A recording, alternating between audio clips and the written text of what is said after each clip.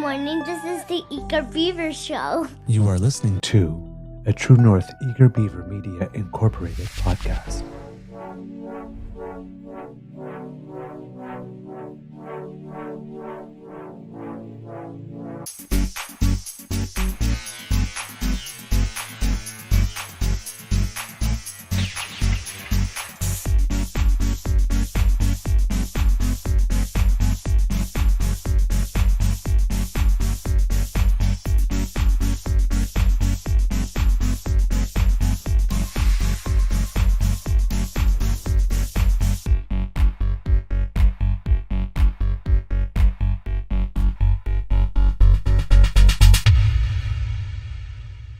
The True North Eager Beaver podcasts are proudly brought to you by our founding sponsors, the Misfit Mysteries from Corvid Moon Publishing, your source for science fiction, fantasy, and cozy mysteries featuring a broad diversity of characters, CanadianTarot.com, your uniquely Canadian online eclectic tarot community, and the Peppermaster, hot pepper sauces made from farm-fresh ingredients to thrill your taste buds and expand your mind.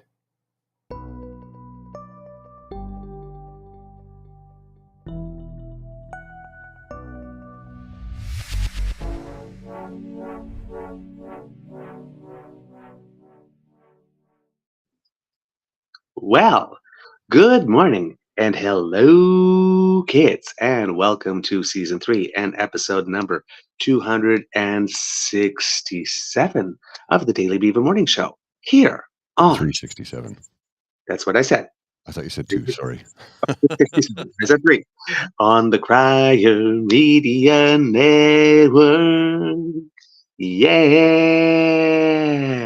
Today, recording day is Wednesday, April 24th, 2024, and it is a gray day here at the Ottawa Beaver Lodge. Really gray, actually. It's almost ominously gray. I'm your host, the Eager Beaver, pronouns he, him, hey, Mr. Beaver A, and with me, as always, is my good friend, Mr. Grizzly. And I'm just going to move this because my logo is right on my head. There we go. A little side there. A big thank you goes to our podcast founding sponsors, the Peppermaster, the Misfit Mysteries from Corvid Moon Publishing, and CanadianTarot.com. We have a little nibble for you. Sorry for the late start. Of course, Ottawa Beaver Lodge. I decided not to try the laptop today, given that it fails spectacularly pretty much every time, and just go directly through the cell phone. Sound is better, the image is better, it seems to be working better, the connection seems to be better. Unfortunately, it's going to be a little slower or maybe more difficult to show clips and images today, because I would have to literally pick up the phone to do it and watch you look at the ceiling as I turn it up. But we will do the best that we can to get a good show for you. But before we do anything else, Mr. Grizzly, how's your mental health doing today, sir? Ordinarily I'd say not too bad. And today, I mean, it started off, woke up to an 80-pound love hound licking my face, which is always an unpleasant way to wake up. As much as I love her, I don't like it when she licks my face. Come on, she licks her butthole. I don't want it on my face. And anyway, dogs, So got dressed, took her out, and did not bother to look out the window or check the forecast. Now, I dressed warmly, but I didn't realize it was pouring rain. And I got soaked. But of course, my Dogo Argentino, a dog that's supposed to love the hot weather and hate the cold, wet, rainy weather. No. There's only one other dog out around at the moment. It was a big Newfoundlander because that's their thing, right? No, she doesn't want to come in. I'm like, it's pouring rain and I'm freezing. You've got just thin fur on. No, she's looking for squirrels, looking for bunnies, just wanting to play with other dogs, but there's no other dogs. I don't understand her. I don't understand her. I love her. I don't understand her. Oh, man. Dogs. What can you do? Dogs. All you're supposed to do is love them. Yeah, that's it. Yeah. Don't understand them. Just love them. No. Just love them. Don't try and understand them. Oh, man. All right. We have a bit of a nibble for you today. Today, just so we mentioned, we don't forget it, is we're observing, for those of us, our viewers who are of the Jewish faith, Passover is being observed. Oh, yes, that's right. Yeah. Passover is a holiday that honors freedom, basically within the community, and liberation from slavery.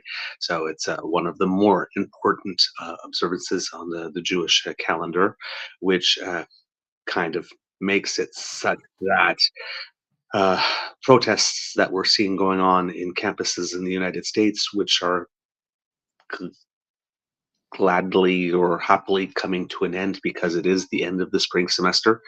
But they ended with quite an uproar. There were hundreds of arrests apparently on a campus in New York, and there were arrests as well at Yale and at Berkeley and at University of California. And yesterday we mentioned there were encampments at University of Michigan. So a lot of that is going on. A lot of students claiming that they're not feeling safe on campus.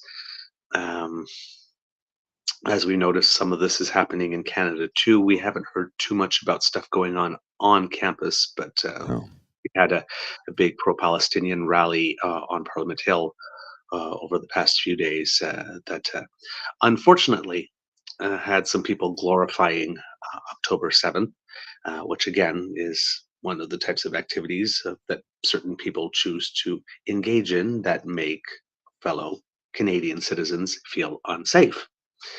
We really should not be doing that. So hopefully, because it is Passover, a lot of us that are letting our views be known might want to pump some brakes. Hopefully, that it is this type of holiday would encourage some people to pump some brakes. However, for those who are protesting because they legitimately care about the cause, that's one thing. For those that are there because nowadays in 2024, where you say protest, you say people showing up to take advantage of it for other reasons, usually various, and usually for reasons that usually don't help the cause of the people that have showed up to protest legitimately. That seems to happen. You will notice for those of us who are on the left and those of us who are rainbow and have friends and allies in the community, we will notice that some of the people that conservative media and conservative politicians are taking quite a delight in denouncing right now because they are supporting the Palestinian cause in the not right ways. Let's talk about the ones who are not supporting it the right ways. I'm old enough, this Beaver's old enough to remember just last summer, all of you were considering these very same people to be your friends and your allies when they were punching down on trans kids and pride parades. Now they're punching down on you. Down on Jewish people. Didn't we say that was going to happen? Yeah, they did. But now that they're punching down on Jewish people, now all of a sudden they're bad. Yeah. Now all of a sudden those students that are here, that are not Canadian citizens, now they should be deported on sight. But when they were protesting against trans kids and pride parades, that was all right. Yeah, that was fine. Right? As long as they hate the same people we hate, they're okay. Yeah. That's what it boils down to. That's their modicum that's their MO. Sorry, is what I was looking for. Their MO. Modus operandi. We're not being dicks here. We're just saying that we can't help but have noticed. Yeah. All right. So for that faction, the people that are there because they care more about being right, or they care about being pure, care about doing right by fellow citizens. For those that are there to cause trouble, for those that are for any other reason other than actually legitimately being there because they care about the issue legitimately and are protesting legally in legal manners, because they're not engaging in hate speech and whatnot, because you always have to separate both groups. Oh, yes. People that do protest causes that we may or may not agree with, but do so legitimately. The other day, I just saw on the web, for example, groups of people that supported vaping to sign our petition because they want to attack vaping, and they've got some people rolling their eyes. Oh my God. It's like, yeah, but at least they're online working within the bounds saying, sign our petition. I would never sign a petition so that we can go easy on vaping. No. But at least I can respect the people that have a stake in the industry actually calling for people to sign their petition, which is entirely legal. Mm-hmm. That's how you defend a point of view that some people might not agree with. Work within the Do it bounds. within the system, Yeah. not outside. So it's like, I was talking with people and they're rolling their eyes. Yeah, I can support that. Says, yeah, but at least. Says, yeah, you got to give them that at least. Mm-hmm. Yeah, no. I mean, look, there are ways to let your views known. Yeah. Views that people disagree with, views that may not be popular. Like, that's completely allowed. And there's a way to do it that people that don't disagree with you can still respect you in their disagreement. But that's not what's happening. No. Right now. There are people making other people feel unsafe, and that should never happen. There are people in this country holding other people in this country directly responsible for that which is going on in other places. That should not be happening, regardless of what side of this you're on. And there are people that are saying words and that are taking actions that people in other groups, people that have suffered, or groups of people who have suffered generations worth of discrimination and intergenerational discrimination and hate and violence, Mm-hmm. that for some reason, that seems to be a complete mystery to the people exhibiting this behavior, would make them feel a little antsy. It's all just so bizarre when you get right down to it. Not a mystery why some people are not feeling safe right now. Yeah. It's not a mystery. So, for those who are observing, I'm hoping that your Passover observances are peaceful and that you are surrounded with love, laughter, if it can be part of the party, and that you have the opportunity to be with people that you love, and that you are able to observe in peace. And if you happen to have people over there that you care about, our hearts are with you. And we hope that this ordeal is over soon, because it's been over 200 days. Yeah. It's ridiculous. Today, you will probably hear lots of stories of the few hostages who have been released. There is one going around right now of this lady who says that she had been moved 13 times before being released. Only 40 hostages, only 105 hostages so far have been traded. There was something called the November Truce, and there was a deal being worked out for Hamas to release another 40 hostages, but it seems to have Hamas seems to have rejected because the Netanyahu government wasn't offering a total and complete ceasefire to go along with it. So it continues, sadly.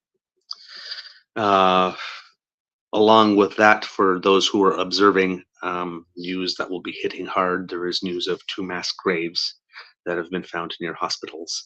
Mm-hmm. Some bodies have been found in it with hands tied behind their back, which is typically recognized as a sign that very, very, very, very, very terrible and very illegal thing happened. Execution. So it's not an easy day. Mm-hmm. It's an easy period for those of us who have friends of the Jewish faith at the moment. So a little extra kindness in your heart. If your friends are going through things, and maybe would like an ear so that they can talk, or a shoulder. Well, it's not happening here.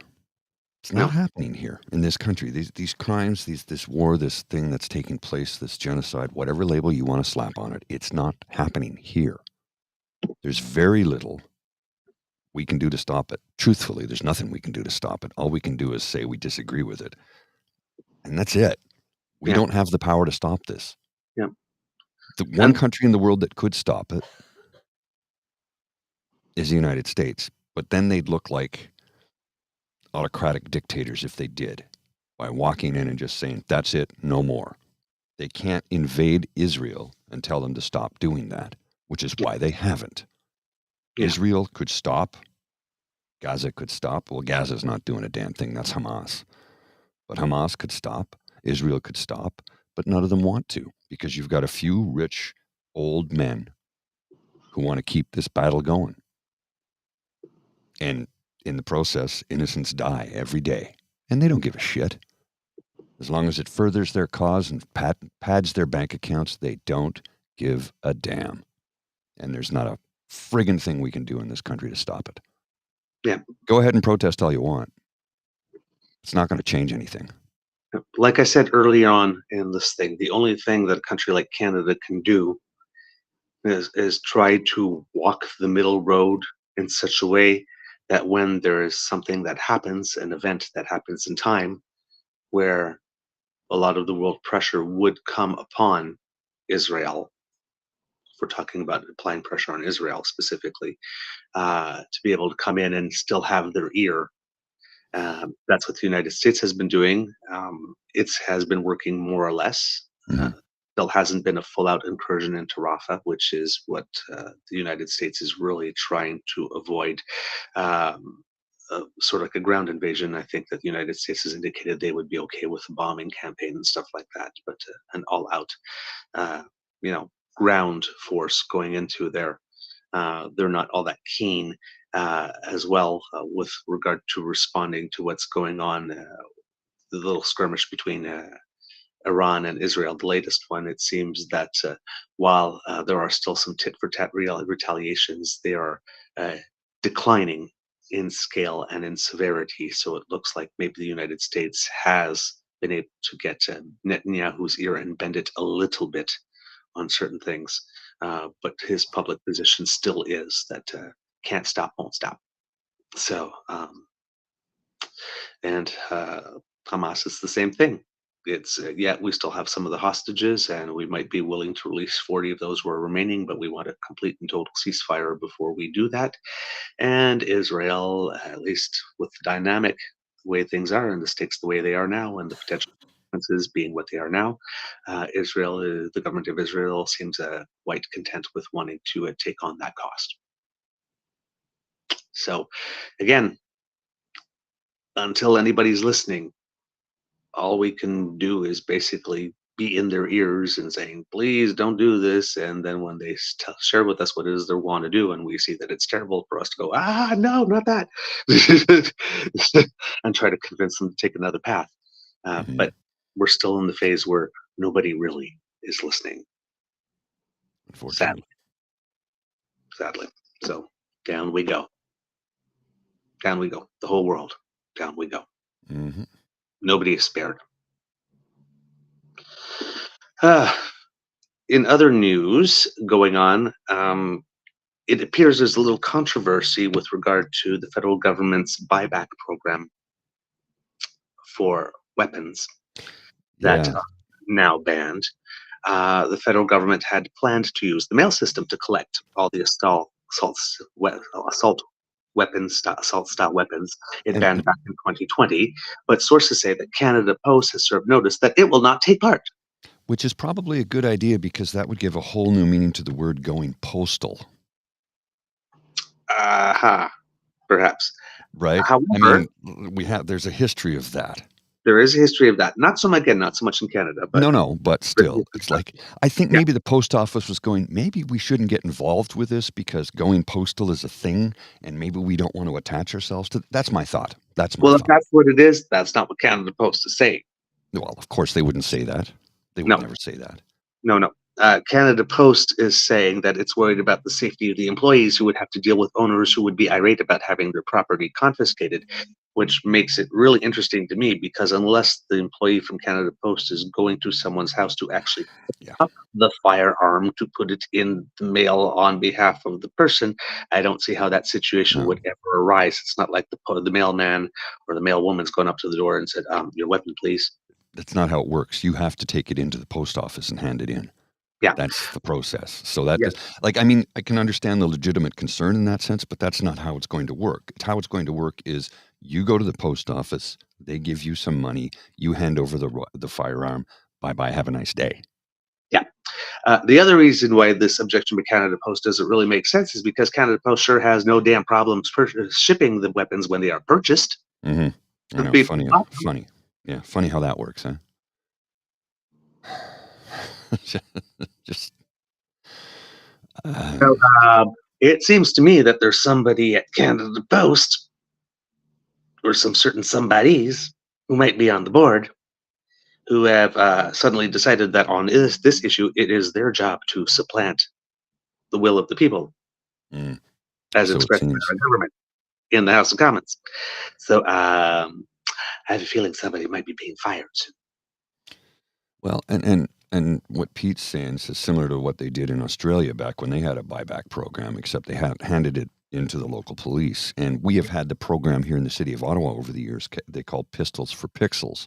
And back then they were giving out free digital cameras when you handed over any sort of handgun that you came across, because sometimes there's handguns that maybe your grandfather or somebody had and it was lying around the house and you knew it was there, but you didn't. They're like, just turn it in if you find it, because it, and I'm like,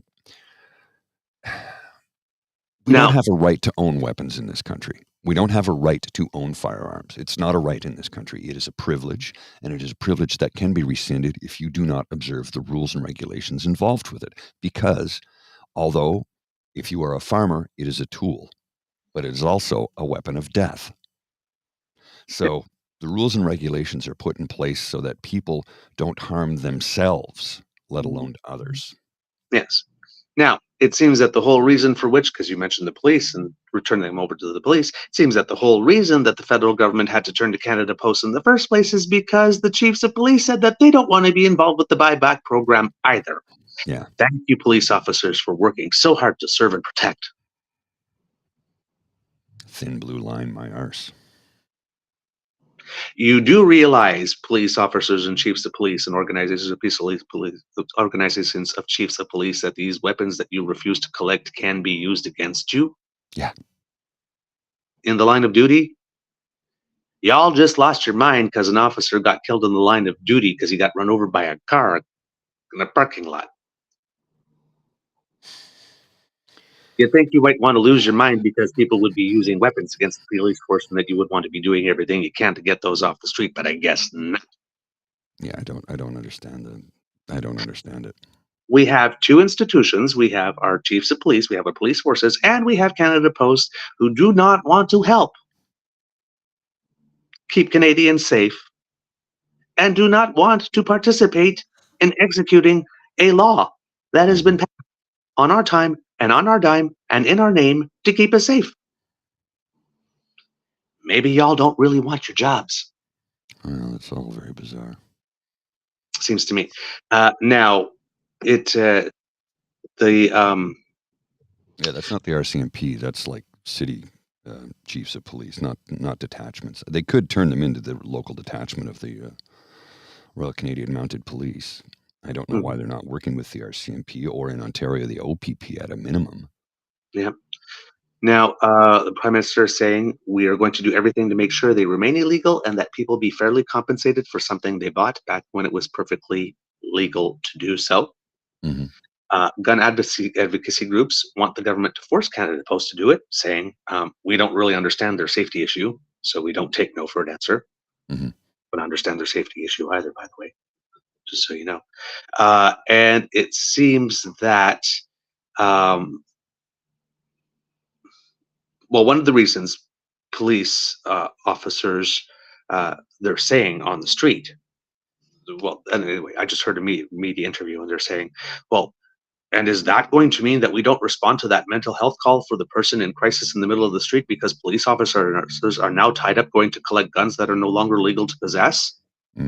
Because yeah, we live in a world where police officers actually say, you know what, there's an active crime or hostage situation or public safety situation or active situation of concern going on right here. But hey, let me go take care of this non-potentially violent thing over there while this thing that could particularly go very wrong just happens. Says no policeman ever. Mm-hmm. Nurses can do triage, so can police officers, right? Gee, we have a person with mental health in distress here. Do I help the person in distress, or do I just go, knock on the door and say, hey, let's go collect a gun? So you handle the person in distress. Duh, that's a no-brainer. It's like these these examples that you're giving don't make you look good. No. Literally, if it takes you more than 5 seconds to be able to figure out that situation, which one you handle first, you're probably underqualified to be on the force. Well, one would think. So that's a stupid statement. The Canada Post is a stupid statement. No post officers are going to houses to collect the guns. No, And every police officer should know in basic training that you deal with the most urgent or the biggest crisis situation first. That would be sort of like equivalent of saying, well, the person that's in distress, do we not help them because I have to file my paperwork for the last thing I did? No, you take care of the emergency situation, you do your paperwork later. It was like, come on, man. So, also not cooperative are the 3 prairie provinces and the province of New Brunswick. They don't want to participate in the buyback either. So Jean-Yves Duclos, the minister responsible for Canada Post, says it will happen. It will happen in the right way. As you mentioned, we need a partnership. Not one organization can do it alone. It will be a partnership of organizations that will be able to collect and transport and destroy these firearms. All of this refusal from everybody else to do their job now creates a situation where the federal government might have to turn to private couriers. And given that private couriers know that nobody else wants to do it, they can name their price and they can gouge us. Mm-hmm. Thank you, Canada Post. Thank you, police officers. Thank you, governments of Manitoba, Alberta, Saskatchewan, and New Brunswick. Way to be team players. Ugh, It's exasperating. seriously. We are literally, especially with our premiers, I mean, we're just in like spoiled brat territory. You want to do something? No. Yeah. No, no, no, no, no, no, no, no. It's exactly what it is. It's childish behavior. And then so when the federal government says you will, then they act like 3-year-olds in the cereal aisle when they're told that we're buying Special K and not Fruit Loops today. They throw themselves on the ground and start. Can we have some grown-ups, please? That would be nice. It would be nice. Any adults in the room, please? Well, God forbid they actually work with the federal government. God. At least Wob is willing to work with the federal government.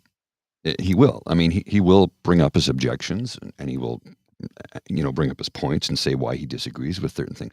But he still wants to work with the federal government because he knows it will benefit Manitobans. Right. Because he's not an idiot. He's not going to say no to absolutely everything the federal government wants to do in the province and for the people of the province. If it will benefit Manitobans and not detract from their quality of life or their pocketbook or wallets or bank accounts, if it will benefit the greater good, he'd be all for it. He's the best premier in the country by far. And he's barely even been in the job. Yep, currently is. Because he's going to be showing up to the federal government, for example, for his own provincial plan on carbon. Mm-hmm, and like certain other premiers have done. And I just saw on the Twitter the other day, Madame Susan Holt, who we've interviewed twice, once in English, once who's the leader of opposition in New Brunswick, has also gone on record now officially saying that if she is elected and she becomes premier of the province, she too will be coming up with her Made in New Brunswick plan to be able to get around to the backstop, which would mean we would have, let's see, if Manitoba's is, so far we have Quebec, Northwest Territories, and British Columbia that have had their independent systems all along that have never had the backstop applied. Manitoba, if they join in, Nova Scotia's looking at joining in, New Brunswick's looking at joining in. All of a sudden, that makes 6 where the federal backstop is not being applied out of 13. Eventually, we will get there. Eventually, provinces will realize that there's a lot of sweet, sweet cash waiting there and that they get to direct what happens to it if they just get off their duffs. I mean, And here's the thing, right? All these premiers are sitting there going like this, no, no, no, no, no, no. We don't want you to give housing money directly to the municipalities because we want it to come through us. No, no, no, no. We don't want you to make deals with the cities directly for that $6 billion you have for infrastructure. If we're being unhelpful, we want it to go through us. All that healthcare money, we want it to go through us. Well, why don't you want the climate change money to go through you then? Well, I saw an individual just Program. yesterday in British Columbia rail on about how much he hates Trudeau and how much bullshit it is that he doesn't get a carbon tax rebate. You're in British Columbia. They have their own program. There's no rebates in BC. There are actually. BC has a rebate program. Yeah, but it's not. He's talking about the federal one. There's no federal, but you do get rebates in BC. Like this, Quebec doesn't have a rebate for its cap and trade program. No, but what I'm saying is he was railing on about how Canadians were getting their carbon rebate refund and deposited into their accounts just the other day. And he goes, "Where's mine? I never got it." You live in British Columbia. You don't get the federal one, you idiot. BC has its own program. Yep. Just an uninformed, ignorant individual trying to stir up shit just because he can. Yep. And now the big objection, apparently, from the conservative side is because the federal government would like for the banks, when they deposit the money in, like when you get your CPP, it says CPP. When you get your OAS, it says OAS, for it to say Canada Carbon Rebate rather than just Government of Canada. Well, all the people on the right are losing their minds because of that. I can't believe that they're going to ask the banks to do their propaganda. Yeah, like when they deposit your CPP or your OAS in and they tell you, gee, I wonder why it is that conservatives would have problems with banks being completely honest and transparent about what's going in and out of your account. Yeah, that's curious, isn't it? Isn't it? Yeah, they want to keep you in the dark, ill-informed and ignorant. They also don't want you to know that the federal government is actually giving you more back than you pay into it. It's a net positive for 80% of Canadians. Yep. Those for whom it is not, it's because they're using so much carbon.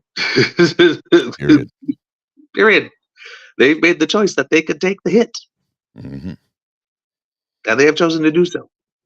Yeah, and I don't know if you saw this from Linda. She just pointed this out to us, and I did see this yesterday. Trudeau said he's going to get Saskatchewan people their rebates, even though the province won't participate. Yes, but we know why, right? Because he also said, yep, give it to us or not, the CRA will make sure we get it. That's right. So we're getting it no matter what. So we could be magnanimous. We'll make sure that your citizens keep on getting the rebate, as you've been calling like this, but you will be forking over the cash. And we know you will be forking over the cash because last year he started charging the carbon tax on electricity. He just didn't tell anybody he was doing that. Because he's a greasy pig. He took with the right hand and gave with the left. Mm-hmm. Mm-hmm. Yep. While he was reducing those carbon fees and making you believe that you weren't paying it anymore.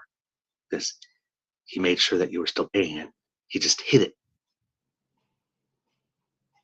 He's a duplicitous. That guy, I tell you. Other things in the news that you may have heard, a little bit of Trump stuff. It seems that David Pecker, I saw somebody make the comment. I know. I heard somebody be commenting the other day, saying, it's like I'm like 50-something years old and still like I would have never survived as a juror on the Trump trial because anytime they said David Pecker, I would have started giggling. Not mature, but hey, I'm right with you, sister. By the way, so yeah, David Pecker of the National Enquirer testified under oath that he was indeed trying to do more than just help a friend, that he was trying to help Trump politically. He testified that he routinely used his tabloid to suppress articles unfavorable to Trump in a scheme commonly known as catch and kill, which means catching the story by paying for it, then killing it to make sure it won't be published anywhere else, and not even in your own paper. He confirmed the 2015 meeting in Trump Tower with Trump and Michael Cohen. He confessed that he purchased one story specifically for the potential embarrassment it could cause Trump personally, as well as his campaign. His testimony is going to prove that there was indeed a conspiracy, because, again, as you know, by law, conspiracy is two or more people agreeing to commit a crime for a certain purpose, and that is what had happened here. Now, his testimony is so revelatory because, he basically bargained to get immunity to keep his own ass out of jail. But his testimony must be true or corroborated, or else, right, the threat of him, his immunity provision or deal would go up in smoke if that was not the case. Meanwhile, in the court case, the prosecution wants Justice Juan Merchan to find Trump in violation of his gag order. When we talked a few days ago, there was 3 violations. Then a couple of days ago was 7. Now we're up to 11 violations that the DA claims has happened, related to posts Trump made about Michael Cohen, about Stormy Daniels, who are witnesses, and posts that he made about some of the jurors. The jury hates me, or they're against me, or all that kind of stuff. All of those are no's. Of course, the fines are only about $1,000 each, so I mean, that's going to be nothing to Trump. However, Trump's lawyers in court keep on arguing, well, Trump is just simply responding to attacks against him. The jury being seated and breathing is not an attack against him. Just so we're clear. But an exasperated Judge Merchan has told Trump's lead counsel that as lead counsel, he's currently losing all credibility with the court. That's not usually a good sign if you're a defendant. No. So, Sir Sharts-a-lot, you may want to pipe down. Next time you go to court, you may want to bring a little bottle of crazy glue and make sure that your butt stays stuck to that seat. It's incapable for him to shut his mouth and listen to orders. He is convinced he is right about absolutely everything, all the time. You are wrong, because he thinks he's smarter than everybody. So no matter what anybody tells him, he won't shut up. And he is the only star in his sky. Mm-hmm. Oh, yeah. The only one. I know that you put the title, "Oh No, Skippy," or something like that. I'm sure he's done more stuff. I've seen a couple of pictures. I have not had time to look at video. I have not time because I've got some photos. All I saw is, and we talked about this pre-show, saw a couple of photos. He looks like shit. Mm-hmm. He looks, again, like he, like you say in French, qui a passé la nuit sur la corde à linge. He slept strung from the clothesline. Looks like he spent either the whole night or the whole day drinking up until the point he got there. But it seems that he was on a road trip, and then he just decided to make a stop at the Nova Scotia-New Brunswick border, where there just happened to be people, even though he had his full PR crew there filming and everything. But it was just by happenstance that he passed him there and decided to come out and talk to people and made sure he had people film it so he could put it on his social media, brag about it. And well, here it is. What would be the response if Trudeau was taking selfies next to Pierre flags? Because Pierre is doing exactly that here. Dude even went in to hang out with the convoy folks with the Diagolon flag on their trailer. And there's the flag. And there's the F. Trudeau flags. But when Michael Cooper gets caught in a shot with a Nazi, with a flag that has some Nazi insignia, it's like, oh yeah, some TrueAnon person showed up with that flag and made sure they got in my frame so that I could be embarrassed. So who forced you to go there, PP? Who forced you to be in that shot with the fuck Trudeau flag and the Diagolon flag? Who forced you to? Who forced you into that trailer so they can get that picture of you coming out of it to make you look bad? Oh, well, here's a 30-second video clip. How were you a victim this time, BB? Watch this. You guys get a shower? You guys get a shower? Yeah, a big shower. Yeah. This is where I sleep. I think you're getting a tan, bro. You think getting a tan? You are getting a tan. Yeah, man. You're like that guy, the guy who basically, Steve. Who is this? I got it.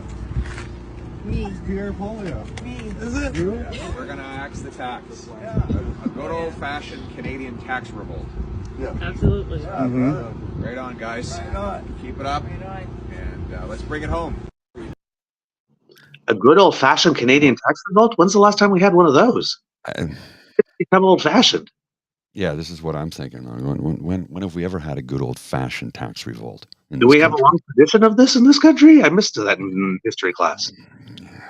I know there was like a strike in 1919 in Winnipeg, but I don't think that was a tax thing. I think that was like a wages thing. It was a union busting thing, yeah. Union busting thing. Yeah. But a good old-fashioned tax move. Guys. Listen, I know what the external polls are saying. I am not privy to anybody's internal polling. But somebody who actually is 20 points in the lead doesn't need to do that. Nope. Doesn't need to get pictures of himself hanging around with people that most of the country disapproves of, actually going into their home, making a point of taking time out of his busy day to spend time with them, and then get himself captured on video by them saying, oh, we're going to axe the tax. We're going to have a good old-fashioned tax revolt.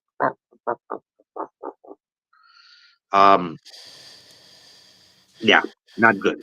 The other day we mentioned that there seemed to be some tightening in some nanos polling.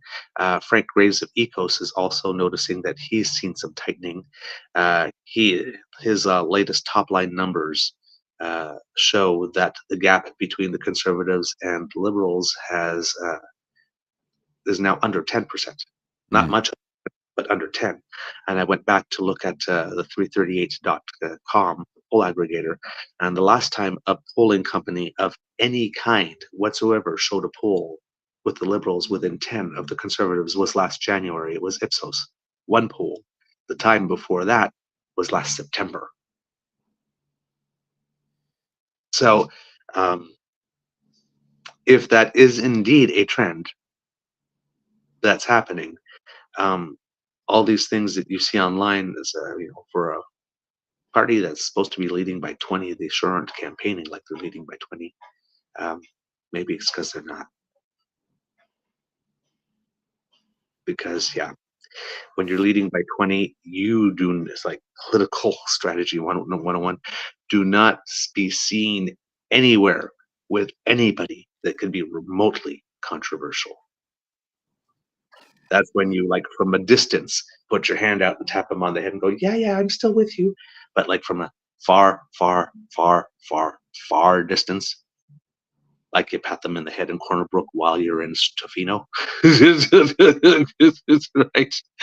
So, don't know why he's doing that. Don't know why he feels the need to throw some red meat to the base, particularly there in Atlantic Canada.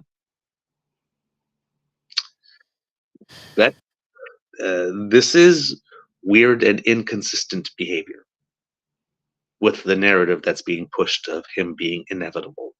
Because when you're inevitable, you don't need to do that. So, yeah, this fight may be far from over, regardless of what is being announced on TV as being top-line numbers at the moment. Hey, might be just wishful thinking on my part, because I really don't want to see that fucker PP win. And I am an eternal optimist. But, yeah, I've seen campaigns where people have had like 12, 15-point leads, and they don't campaign like this. They don't campaign like this. They usually start running a front-runner's safe campaign. Well, here's a minute and 13 seconds of insanity. Watch this. This is from last night. I don't know what his campaign strategy is, because this is unhinged. So that's good. But no, we were just going along the highway. Come here. I'll hug you because you're a bit cold.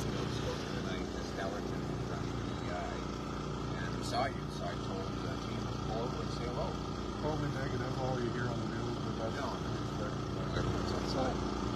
happy with what you're doing. Fighting against this tax. Everyone hates the tax. Because everyone's been screwed over. Right? People believe his lies. Everything he said was top to bottom. Everything he said. He was going to help the middle class.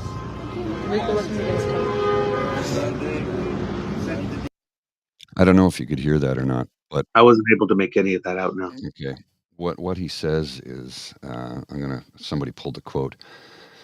Everything he says is bullshit. Everything top to bottom. Talking about the Prime Minister. Okay. Strange campaign strategy. Just unhinged. Well, I mean, considering everything he says is bullshit. So once again, accuse your opponent of that which you are guilty. It's just bizarre. Well, so let's hope that these types of impromptu appearances keep multiplying. Mm-hmm. Yeah, because it's going to sink him. It's going to sink him. This, I assume, some clips of this will show up in a campaign video of some kind, liberal video of some kind down the road. Well, it's from Carroll. He doesn't have parliamentary privilege here. No, he does not. He doesn't. That only applies in the House of Commons. He has no privileges here whatsoever. Oof. I don't know what's going on with my camera there. So it's, he's going to land himself in a lot of hot water over that appearance last night. You know what? Bring it on. Bring it on. Keep doing it. Bring it on. Little bit of news because we know. PNC Bio, you are correct in response to that question. Didn't those Diagolon people make jokes about raping his wife? Yes, they did. And there he is with them. There he is with them. There he is with them. So, I mean, nobody, he won't sell out. Again. For a point. Again. Every time he holds up his wife, every time he holds up his kids. I don't know about you, but if members of an organization it was only joking, man, joking about raping my spouse, my wife, the mother of my children, I would not be hanging out with them. Yeah, I certainly would not be going into their trailer for tea or a shot of rye. Yeah. Convince me that he's not a day drinker and that a lot of this isn't dry drunk rage. Change my mind. If that is the case, and he has a problem with alcohol, I hope he gets the help he deserves and needs. Me too. I genuinely do. Look, but he should not. But he shouldn't be leading a parade. No, I hate the man with the white hot intensity of 1,000 suns. But if he has a problem with alcohol, I hope he gets the help he needs. If that's the case, because it seems to be. I don't know. I'm not an expert. I'm not. It sure seems to be. I'm not an expert, but I have lived with a lot of drug addicts and alcoholics and had them in my life in the past, many years ago. Yep. And all the you know what I mean? The pattern's there. You see it. We see it. If you've been through it, you recognize it.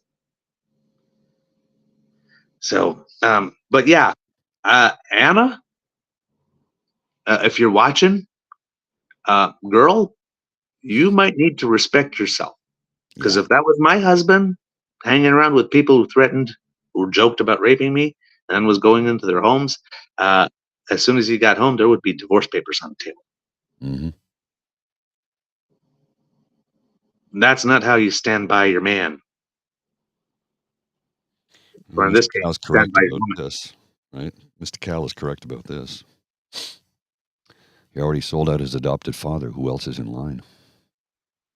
Oh, I missed out the part about selling out the adopted father. Oh, it was when he voted against same-sex marriage. Oh, sorry. Yes. Sorry. Yes, his adopted father was in the House of Commons gallery. His father is gay. Yes. Sorry. It's his adopted father was gay. Sorry, not the biological. I temporarily forgot for a second. Oh, you mean Jerry Chipper, his biological father? Allegedly. Yeah, especially when we talk about him, we absolutely have to say allegedly. So yeah. I'm not impressed with this man, and I'm sure if this angle starts going out, what was the guy doing hanging around with the people who threatened to rape his wife? I'm sure that's going to do wonderful with him securing the female vote, which, of course, the party keeps on saying that he's leading by miles with men and women. I don't think that's true that he's leading with women. No, I don't believe that for a split second. You can't pull stuff like this and still lead with women. No. Come on. Sorry. No. Come on. We all Please. have a beard, so. I mean, and this is a party that bullshits. So. Oh, yeah. Yeah. And how soon before he tosses Melissa Lanceman under the bus to gain a point? Oh, I'm so waiting for that one. It's going to happen eventually. Oh, yeah. Yeah. It's only a matter of time. Yeah. He's going to have another one of those I didn't read the T-shirt moments. Yeah. I have a Hopefully quick hit there for will you. come a moment that she respects herself enough to say, "Hey, buddy, what you doing?" I have a quick hit for you, sir. All right. Quick hit on the capital gains tax. Oh, nice.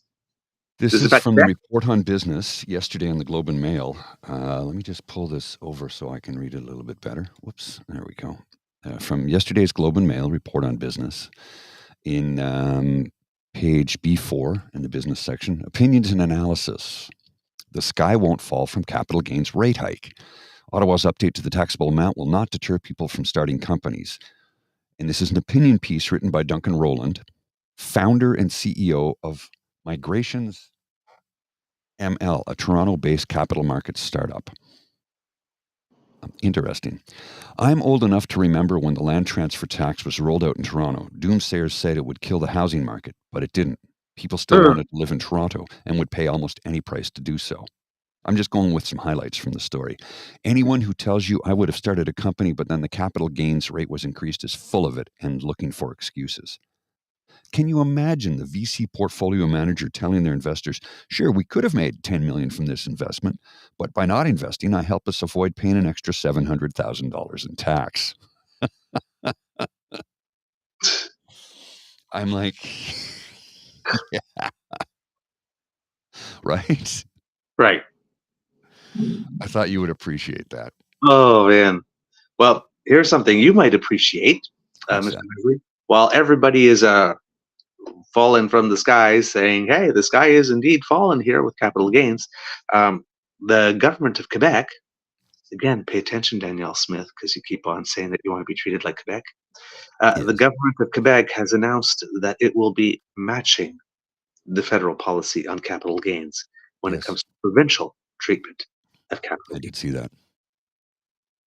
I did see that. Well, that throws a wrench in a couple of narratives, doesn't it? Mm-hmm. Because if it were so terrible, why would the premier of Canada's second largest, in terms of population, province, Yeah, because geographically it's the let me largest. get a slice of that? Yeah, and also geographically. But let me get a slice. Geographically it's the largest, but population-wise it's the second. Yeah. Gee, I would like a slice of that. Mm-hmm. That sounds like a great idea. Let's do that. Well, you know how I am about the population clock, right? And how I love to monitor and watch that daily and watch the numbers just increase. We're up to 41,109,000. Woohoo! So every time I encounter somebody, everybody's leaving Canada. No, they're not. I just send them that link. Yeah. No, they're not. Everybody's coming here. It's literally logically impossible for everybody to be leaving if the population count is still growing. By a huge margin. I thought we'll hit 41 million by Canada Day. We're 41,109,000. It's April. Yep. We're going to hit 42 million before this time next year at this rate. Probably. Oh, here comes Miss Thing.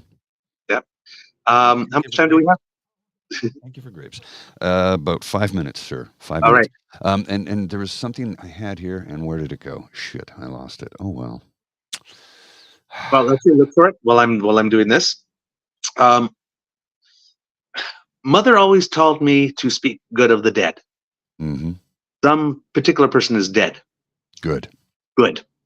The person I'm talking seems that you've met with Miss Betty Davis as well. Oh, yes, I have. Mother always told me to speak good of the dead. Joan Crawford is dead. Good. Good.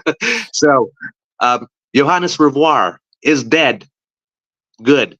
For those of you who that name doesn't mean anything, he was a Catholic priest, an oblate, accused of having committed sexual assault on several Inuk children Oh, yeah, that guy. back in the day. Yes, he died at the age of 93.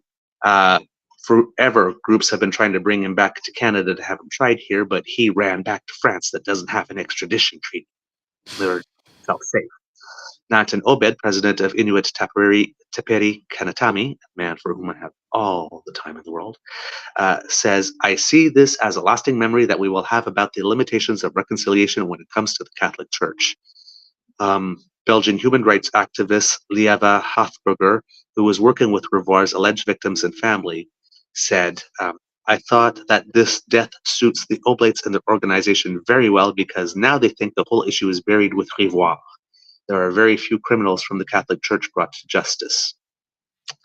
The families had hired retired Judge Andre Saint-Denis to investigate the accusations made against Revoir, and his report was released last month, and it concluded that he did believe the accusations were true and that the church knew nothing about them at the time.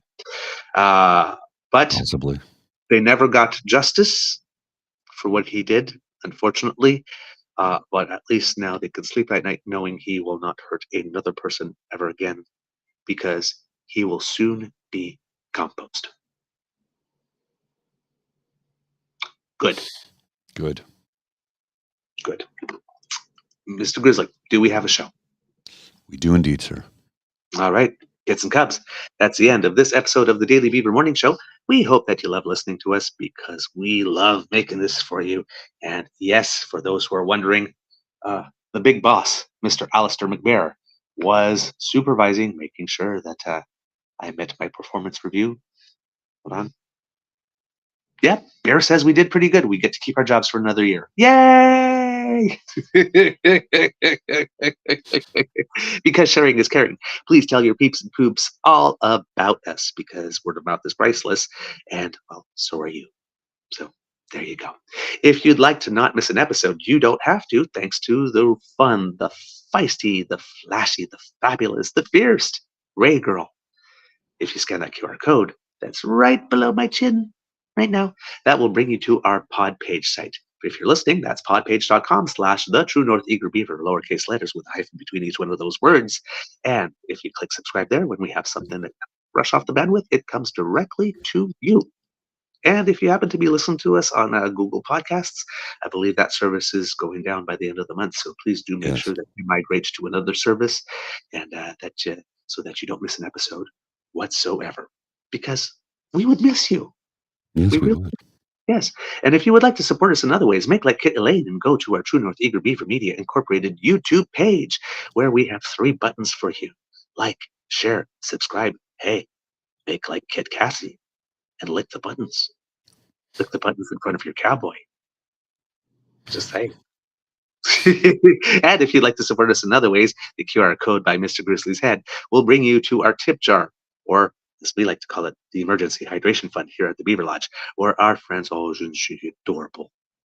Lola edition, where our friends, coffee, hot chocolate, Caesar, and Guinness are waiting there for us, just waiting there for us to love them so that they can help us, write, produce, market, and everything that has to do with this show that you have grown to love. So if you would like to support us there, please do. If you've got a couple of loonies or toonies making some noise in your pocket there, and you think it could better be served by going to your favorite Grizzly and Beaver duo to make sure that we keep on bringing you our take on the news, we would be most grateful, and we thank you very much. And if you can't, please don't worry, because as we always say, the gift of your attention is the one that we cherish.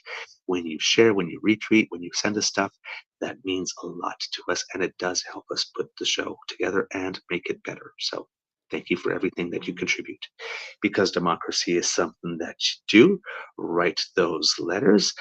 If you are not understanding what's going on with the gun buyback program and you want some pressure to be put on Canada Post, hey, write Canada Post. Yeah. They're a crown corporation. Write them. They're part of your government as well. Let them know that you demand better and you want them to just do your damn job. Not rocket surgery. Yeah. All right. Because, yeah. So I'm guessing from the Beaver Lodge, we're getting to the end of it. I'm your eager beaver saying it could be a tough world out there, so please be kind to and gentle with yourself. I'm going to be broadcasting the rest of the week here from the Ottawa Beaver Lodge. Mr. Grizzly, do you have some words of wisdom, sir? Yeah. When you're trying to make a point about something, and we all try, don't pull this card from the deck, because this is just absolutely ridiculous, and absurd. From the Stockwell Day card deck of, I know what it's like to be discriminated against because I wore glasses. Paul Calandra with, I don't need to take lessons from the Ontario NDP on marginalized people. I'm Italian.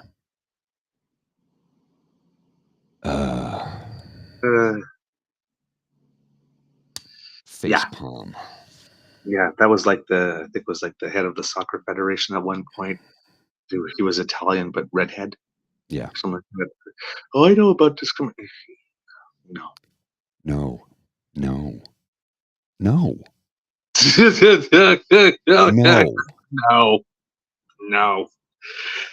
Mr. Grizzly, cue that cock.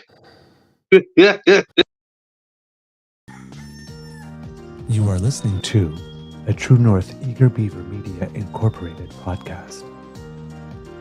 The True North Eager Beaver podcasts are proudly brought to you by our founding sponsors, the Misfit Mysteries from Corvid Moon Publishing, your source for science fiction, fantasy, and cozy mysteries featuring a broad diversity of characters, CanadianTarot.com, their uniquely Canadian online eclectic tarot community, and the Peppermaster, hot pepper sauces made from farm-fresh ingredients to thrill your taste buds and expand your mind. We are grateful to the Crier Media Network for its support, Pete Jarvis for our artwork, and Paul Joseph Something for our opening and closing sequence music.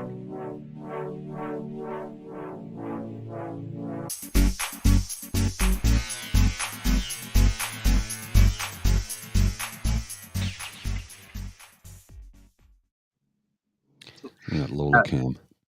No, he's such a cutie. Before we go, shout out to our Canadian curlers. Senior men's and senior women's team are still, I believe, undefeated at the World Championships, and I believe our seniors men have already qualified for the next round. At the World Mixed Doubles Championships, Team Canada suffered its first loss to Sweden, but is still in the second place in its pool. So go Canada, go. Go Canada, go. I'll leave you with this quick hit, and then I really got to run. Yep. This is Colin DeMello from Global News. The Ford government has won a privacy battle to keep the extent of its nursing, personal support worker, and physician shortage secret after Ontario's privacy watchdog ruled that revealing them could be economically damaging. If they can be economically damaging, shouldn't we know about it so that we can start advocating for the fix? Yeah. I don't understand this decision. It's like they made a decision that could be economically damaging, so you don't get the right to know about it. That seems to me that's when we should actually know about it. People are making weird decisions in our name. This is not good. No, it's not. Have a Beaver day. I'll see you.